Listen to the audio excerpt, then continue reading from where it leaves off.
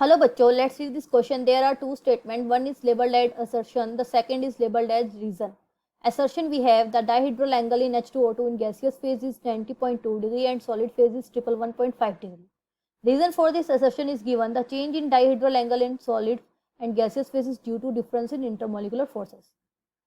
तो हमें इस क्वेश्चन में ये बताना है कि assertion क्या सही है या गलत, और रीजन इस assertion के लिए जो दिया गया है वो सही है या फिर गलत, या फिर ये दोनों स्टेटमेंट ट्रू हैं बट आपस में बिलोंग नहीं करते हैं। तो ये सब चीज़ें हमें इसमें बतानी हैं। तो अगर हम की कंसेप्ट इस क्वेश्चन में देखेंगे, that would be dihedral angle. It is the angle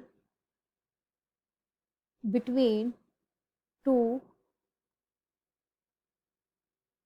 different planes. दो डिफरेंट प्लेन के बीच में जो एंगल होता है उसे डायहेड्रल एंगल कहते हैं। तो H2O2 को हम किस तरीके से ड्रॉ करें कि डायहेड्रल एंगल उसमें बने, तो हम देखते हैं H2O2, अगर इसका एक सिंपल डायग्राम हम देखें तो HOOH, यानी कि इसमें दो OH ग्रुप हैं। तो ये दोनों किस तरीके से आपस में जुड़े होंगे, ये O सिंगल बॉन्ड हो, एक H इसके साथ है और एक H इसके साथ है। ऐसे सिमिलरली हम एक मॉलिक्यूल सेम तरीके से ड्रॉ कर लेंगे, और ताकि हम गैसियस और सॉलिड फेज को दिखा सके। अब ये ट्रांसफॉर्म भी है H2O2 की, क्योंकि H एक दूसरे के अपोजिट डायरेक्शन में है। अब हम देखें इसमें दो प्लेन कैसे हैं। देखिए, एक प्लेन तो ये वाला है जिसमें ये ऊपर वाला H है, और एक प्लेन इस तरीके से है जिसमें ये नीचे वाला H है, और ये एक एंगल हो जाएगा डायहेड्रल एंगल। ऐसी अगर हम इसकी बात करें, ये भी सेम मॉलिक्यूल है, सेम स्ट्रक्चर है, तो इसमें भी दो प्लेन हो जाएंगे। एक ये प्लेन हो जाएगा और एक ये वाला प्लेन जिसमें नीचे वाला H। अब ये एंगल क्या कहलाएगा दोनों प्लेन के बीच का? Dihedral angle. अगर H2O2 गैस है, गैसियस फेज में है, तो ये जो डायहेड्रल एंगल हो जाएगा ये होता है अप्रोक्स 111.5 डिग्री का।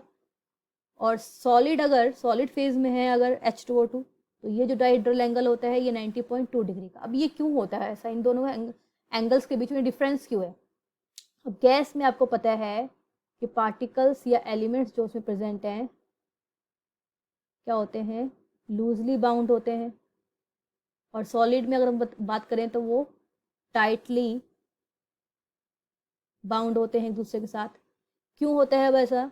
क्योंकि इसमें इंटर मॉलिक्यूलर फोर्सेस यानी कि van der Waals force, hydrogen bonding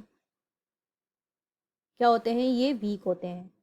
अब इंटरमोलिकुलर फोर्सेस को मैं IMF से दिखा सकती हूँ, और सॉलिड में क्या होते हैं? ये स्ट्रॉन्ग होते हैं।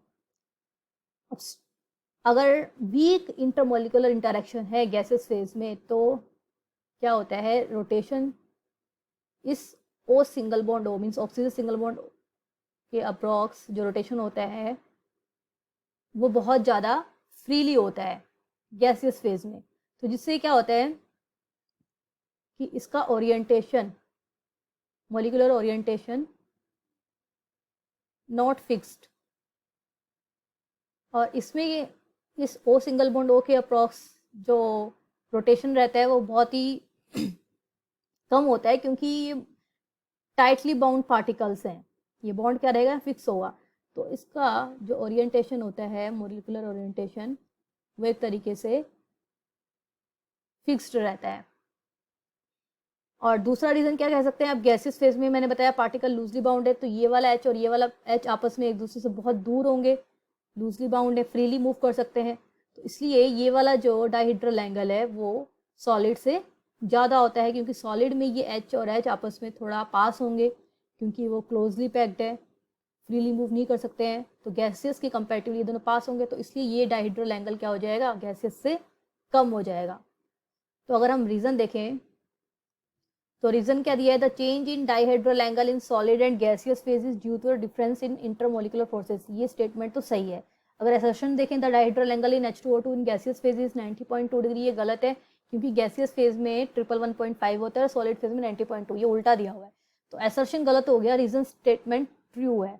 तो अगर हम देखें option A is correct but R is not correct, गलत है। Both A R correct but R is, ये भी गलत है, ये भी गलत है। Both A and R correct, ये भी गलत।